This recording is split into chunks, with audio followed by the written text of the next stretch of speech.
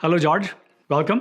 Thank you for being part of our Humans of Cybersecurity video series. Let's start with asking you about your background. Who is George? It took me a long time, I think, to feel comfortable in my own skin. It was hard for me to get comfortable with calling myself an artist.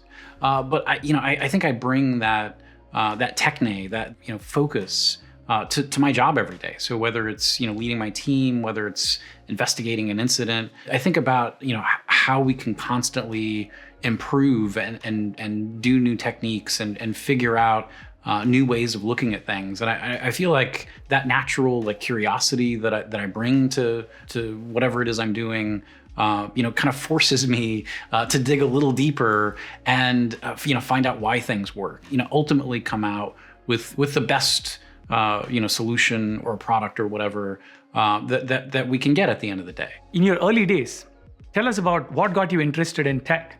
What was the first computer you had? What was your exposure to cybersecurity growing up?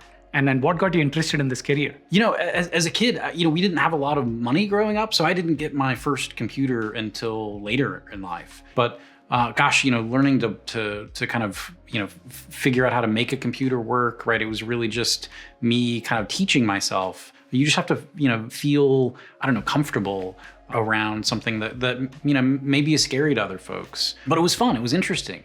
And I think that's really what technology is about. It's about, what you can do with it, and what powers you can kind of unleash with those tools you have at hand. I feel like I got my start in security as a latchkey kid, right?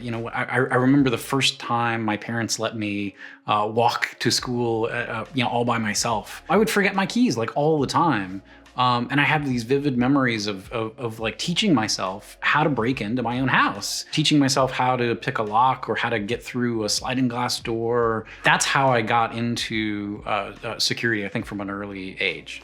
Now, after that, you went to a really interesting undergrad program at a liberal arts college, and you did an undergrad in philosophy.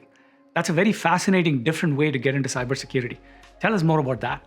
Yeah, so, all these other kids, I was a senior in high school, everybody was looking at the popular the schools at the time. That really didn't appeal to me, but I heard about this weird school in Santa Fe. They didn't have tests, no lecture classes, it was all discussion based.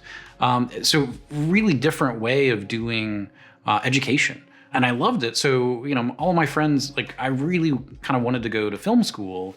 But I thought, what, I'm going to go, kind of expand my mind first. I felt like if I'm going to go to college and pay this kind of money to get a degree, man, that's what I really want to get. I want to learn how to think.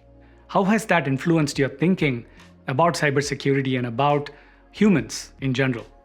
I am so passionate about the human aspects of security. So I wrote this book about zero trust, and there's arguments about whether what zero trust really is. Is it a tool? Is it a philosophy? But ultimately, I think to have success in any organization, where you have to focus on the people. I think security is the reason that we come together as a species, right? As a civilization, we come together for mutual protection.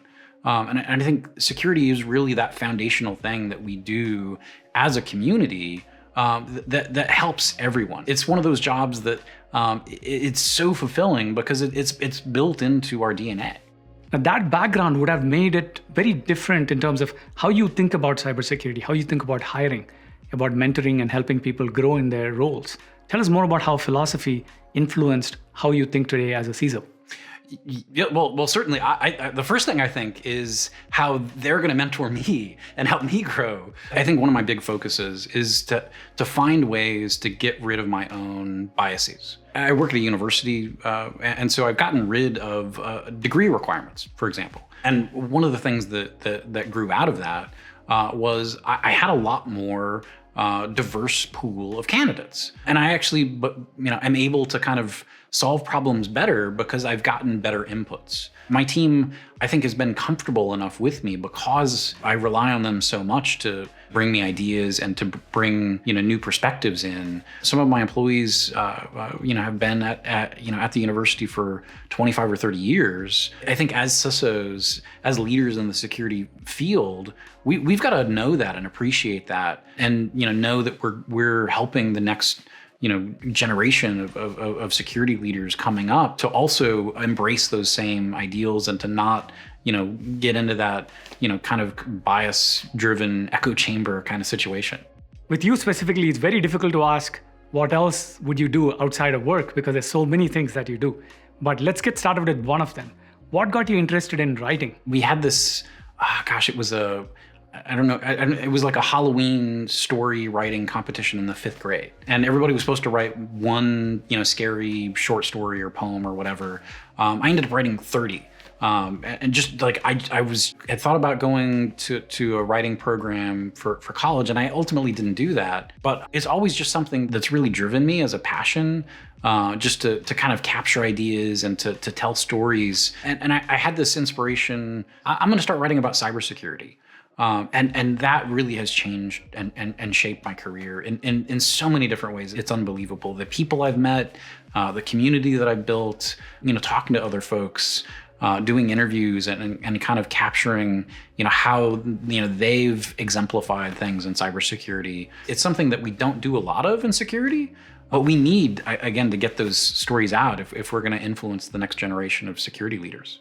Of all the things that you do, you got into spray painting.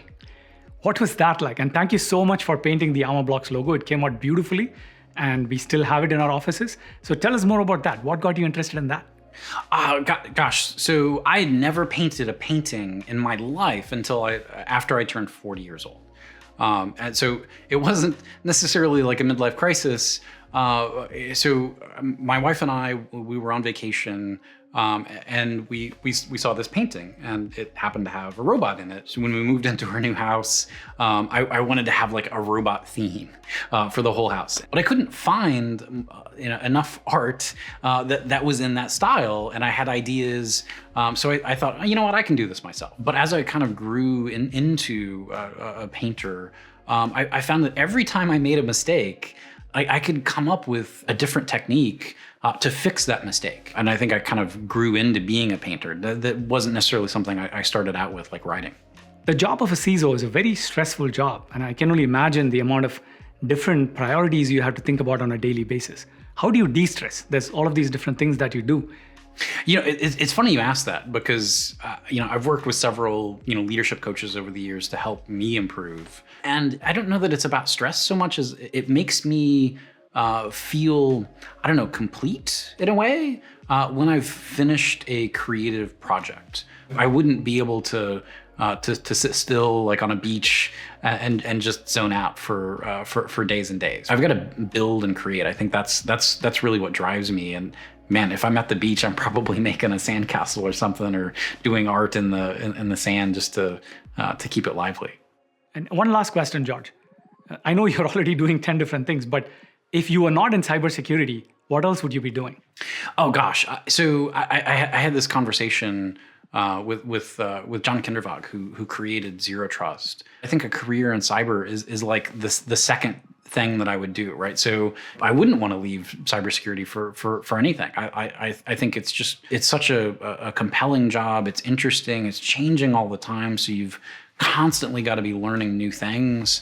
I don't know that I'd ever want to do another job. So don't force me to choose another one. I'm good with this. Thank you, George. Thank you for being a part of our Humans in Cybersecurity video series. Really, really enjoyed speaking with you, and thank you so much for being a part of this. Thank you so much for having me. This has been awesome.